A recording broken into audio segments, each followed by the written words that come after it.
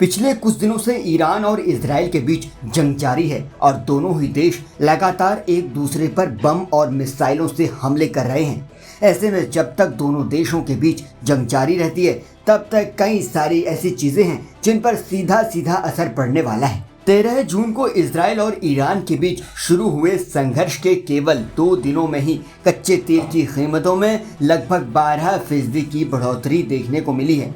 साथ ही सोने के दाम भी तेजी से बढ़े हैं। अगर ऐसे में ये युद्ध आगे बढ़ता है तो और भी कई चीजों की कीमतें बढ़ सकती हैं। इसका भारत पर क्या असर पड़ेगा, आइए विस्तार से जानते हैं। पहला सवाल, ईरान पर इजरायली हमले के बाद किन चीजों की कीमतें तेजी से बढ़ी हैं? इसका जवाब है संघर्ष शुरू होने के शुरुआती 2 दिनों में इन 3 चीजों की कीमतों में तेजी से उछाल आया है। कच्चे तेल की कीमतों में एक दिन में लगभग 8% की बढ़ोतरी देखी गई। सोने की कीमतों में करीब 1.65% का उछाल देखा गया। नेचुरल गैस की कीमतों में भी उल्लेखनीय बढ़ोतरी देखने को मिली है। दूसरा सवाल, इजराइल ईरान संघर्ष से तेल और सोने के दाम आखिर क्यों बढ़े? इसका जवाब है युद्ध की स्थिति में निवेशक ऐसी वस्तुओं की ओर झुकते हैं जिनकी मांग स्थिर और सुरक्षित मानी जाती है। क्रूड ऑयल की कीमत इसलिए बढ़ी क्योंकि संघर्ष से इसकी आपूर्ति पर खतरा मंडराने लगा है। वहीं सोने को संकट की स्थिति में सुरक्षित निवेश माना जाता है जिससे उसकी मांग बढ़ जाती है और दाम और ज्यादा बढ़ जाते हैं। तीसरा सवाल है तेल और सोने के अलावा किन चीजों पर असर पड़ सकता है? तो इसका जवाब है इस संघर्ष का सबसे तेज असर अंतर्राष्ट्रीय उड़ानों पर भी पड़ रहा है। Flight tracking website flight radar 24 के अनुसार इजराइल के हमले के बाद ईरान, इराक, जॉर्डन और इजराइल के हवाई क्षेत्र खाली कर दिए गए हैं। इसके चलते कई उड़ानों को नॉर्थ और वेस्ट रूट से घुमाकर भेजा जा रहा है। इससे उड़ानों की दूरी 2 से 8 घंटे तक बढ़ गई है और ईंधन की खपत भी बढ़ रही है, जिसके बाद टिकटों के दाम भी बढ़ सकते हैं। 13 जून को एयर इंडिया की मुंबई से लंदन जाने वाली फ्लाइट को भी हवा में 3 घंटे रहने के बाद भारत लौटना पड़ा। एयर इंडिया ने कहा है कि ईरान ने स्थिति खराब होने और एयर स्पेस बंद होने की वजह से ऐसा किया गया।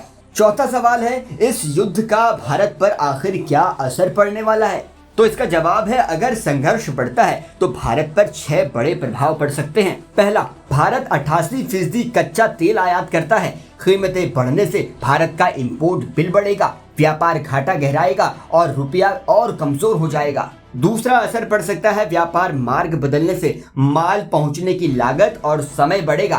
भारत यूरोप, अफ्रीका और अमेरिका को सामान भेजता है जो इन रूट से होकर जाता है। तीसरा असर पड़ सकता है भारत ईरान को चावल, चाय और फार्मा प्रोडक्ट भेजता है। युद्ध से इनका निर्यात घटेगा जिससे चावल एक्सपोर्ट्स को नुकसान होगा। हीरा, ज्वेलरी और इंजीनियर उत्पादों का व्यापार पहले ही हूती हमलों से प्रभावित हो चुका है। चौथा असर है भारत इजराइल से हथियार, ड्रोन और रडार खरीदता है। युद्ध से इनकी सप्लाई में रुकावट आ सकती है जिससे भारत की रक्षा तैयारियों पर भी असर पड़ेगा। पांचवा असर, ईरान से यूरिया और सूखे मेवे भी आयात होते हैं।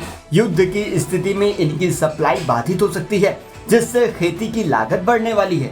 और छठा असर है भारत ने ईरान के चाबहार पोर्ट में $370 मिलियन का निवेश किया है। संघर्ष बढ़ने से ये निवेश संकट में पड़ सकता है।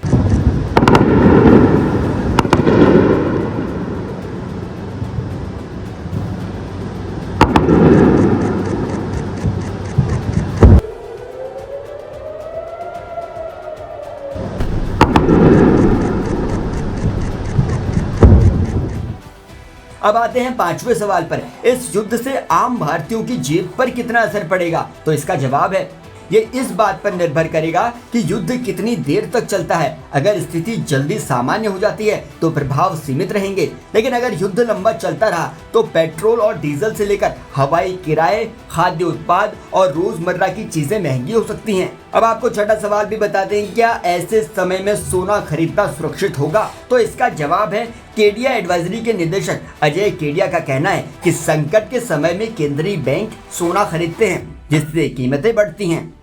हालांकि ये आम निवेशकों के लिए थोड़ा जोखिम भरा हो सकता है, फिर भी दीर्घकालीन निवेश के लिए सोना सुरक्षित माना जाता रहा है। वहीं बेलफास्ट यूनिवर्सिटी के अर्थशास्त्री फिलिप प्लायर्स के मुताबिक जब बाजार स्थिर हो जाएंगे और सरकारें ठोस फैसले लेने लगेंगी तो सोने में निवेश घट सकता है। इसलिए सोने में निवेश सोच समझकर और लंबी अवधि के लिए ही करना चाहिए।